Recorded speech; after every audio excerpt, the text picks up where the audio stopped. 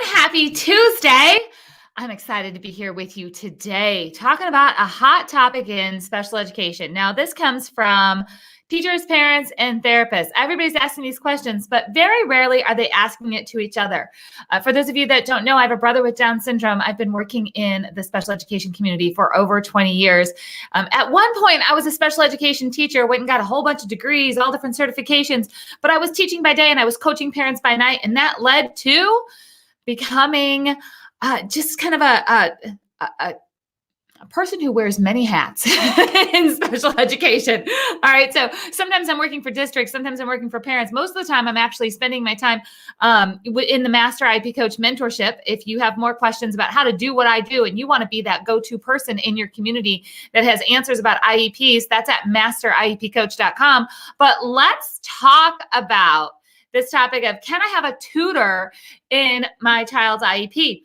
There's a pretty well-known advocacy. So here's why I hesitate when I use that word, because we don't just do advocacy here on this page. So this is not about your side, my side, their side. This is about building IEPs that work, okay? But I read a lot of advocacy materials that are very, against schools and pro-parents, and I want pro-child, right? As in everybody working together on this IEP thing. And there was a question in there about, can I have a tutor in my child's IEP? So I go and I read the answer, because that is written by lawyers. I'm not a lawyer. I don't pretend to be a lawyer. I tell you where to look in the law when necessary, when we're talking about these things. And hey, Wanda, hola, right back to you. So the answer to the question in this pretty well-known newsletter and lawyer team was very, very vague. And you know what? That's welcome to special ed, right? Right there. A lot of the questions and answers tend to fall into this gray area. So I'm going to give you my strategy. It's like my super secret strategy that I use for just about everything. All right. It's gotten me really, really far, not just in special education, but in a lot of other, kind of situations too. So when somebody asks me something like, can I put a tutor in the IEP? Can I put potty training in the IEP? That one just got asked here on the page. Can I get extra speech therapy on the IEP? Can I get whatever it is, whatever's been rolling through your mind? Can I get this for my child in the IEP? Is it allowed? So here's my question back to you is, do you see anywhere in the law or documents or school policies or state policies that says that you can't have it? See, never is there going to be a document that lists everything. You can have this, you can have this, you can have this, you can have this. The list would never be all encompassing, right? Because kids all need different things. So my question back is, all the time when somebody says, can I have this? I say, does it say that you can't? I say that a lot of times when I'm at an IEP table, and it doesn't matter who I'm there for or with. Okay. I say, show me the policy. We can't do that here. Show me the policy. We can't put potty training in. Show me the policy. By the way, there won't be one. We can't provide a tutor. Show me the policy.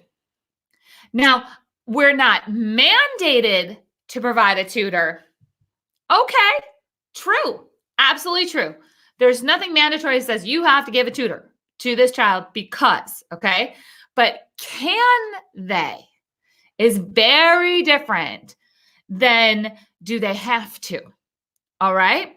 So it's really important for you to be careful with your words when you're talking about IEPs and what can and cannot happen, because a lot of times we are limiting ourselves to what's going into an IEP or what's going into a plan, because we're thinking about, is this allowed? Should I ask for it? Are they able to do this? Is it mandatory that they do?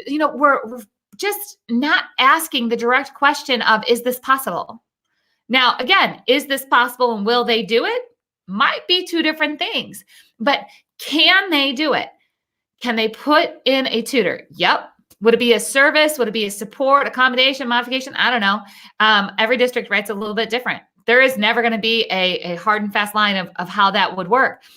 Can we put in potty training? Yes. Can we put in feeding therapy? Can we put in, can we do these things?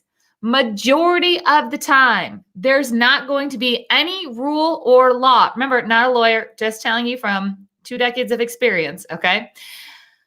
Most of the time, there's not going to be something specific that says the school is not allowed to do XYZ. See, because if a child really needed it to get a free and appropriate public education that prepared them for further education, employment, independent living by meeting their unique needs, guys, that's in the purpose and findings of IDEA law, okay? If a district is really doing that, they can't have a list of things of we're not allowed to do these things in the district because that would possibly limit somebody from getting an appropriate education. So I want you to really flip your mindset. And again, this goes for teachers and parents and therapists and admins. We're so used to the no's. We're so used to saying, like, show me exactly what I can ask for. You know what? Have you guys ever heard that saying, right, where it's like easier to apologize than to ask permission? Okay, it's kind of like just go ahead and do it. Just go ahead and do it. Like, just go ask. Go ask for what you want. Now, make sure you have data. Make sure you have reasoning. Make sure that you are supported in knowing what you're going to ask, meaning that you have the right words, you have the right, kind of tools around you. That's actually something that you can get inside of the Special Ed Inner Circle. I'm going to pop that up real quick here. So you have Special Ed Inner.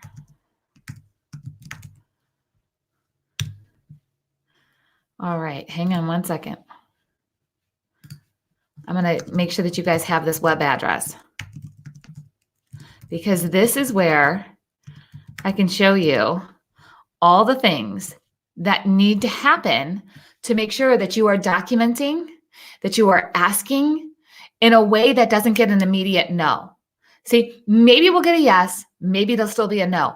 But when you know how to ask for certain things and you can framework it in a way that really presents the ask as a need for your child, then it's a completely different process of getting to a yes or a no. This is so important because guess what? Remember I said I have a brother with Down syndrome and I became a special ed teacher. And I have a bachelor's degree, a master's degree. I got 5 different teaching certificates. Nobody taught me that. See, that comes with experience. And so many times a teacher or a team doesn't have experience on how to get to the yes because they go to the higher up who gives an automatic no. But that's because the no's are coming because it wasn't asked the right way or presented the right way in the past. So then they go by past experience and it remains a no. But it's absolutely possible to get to a yes on many, many topics that typically get a no. But you have to know how to put it in writing in a format that makes sense for the educational jargon that's happening on your child's IEP team. I'm going to encourage you to come into the Special Ed Inner Circle where we can work on this together. We have group coaching calls. I have an entire online library for you that, yes, has the templates of the exact letters that I use with clients, with districts, and how to ask and present needs in a way that makes sense to provide an appropriate education. You're going to get support by master IEP coaches. You're going to have monthly trainings, which, by the way, if any of your concerns for your child or your students are based on behaviors, when it comes to FBAs, functional behavior assessments, or BIPs, behavior intervention plans, okay? Motivators, rewards, training staff, anything that has to do with behaviors, you're gonna want to get into the Special Ed Inner Circle because all of that training is included in January just when you enroll. Okay, so we're going to kick off the year really talking about behaviors, behavior plans, FBAs, BIPs, BCBAs. Welcome to the alphabet soup that comes with special ed, especially in our category of behaviors and really looking at what needs to happen. Sophia says, yeah, I believe so in New York. Some foster children are behind are getting support at home from teachers after school, not from their school. That happens sometimes. Now, sometimes that's funded by the schools. Sometimes it's not funded by the schools. But the thing is it's possible. Nowhere in there does it say that it's not possible. So stop looking for, okay, let me see what's in the law so I know what to ask for, and start asking and then tell those who you're asking, if they say no, that you need to see the policy that's leading to the no. All right. So it's a reverse kind of thinking about it. I'd love to see you inside of the Special Ed Inner Circle so we can dig into this topic more. Nicolette says, awesome about the behavior support. Here's what's funny. Nicolette, I really hope that you're still listening because guess what? You are an expert in this area. Nicolette is a master IEP coach who lives not that far from me. I've actually got to meet Nicolette several times in person. For those of you that don't know, the master IEP coach program is nationwide. It's kind of international right now. We've got some people from Canada and Dominican Republic and the UK that are signing up for our next session. But Nicolette is a master IEP coach and a special education teacher. And my goodness, she is working hard when it comes to this area of making sure that teams are trained in behavior supports that make sense to allow a child to access their education.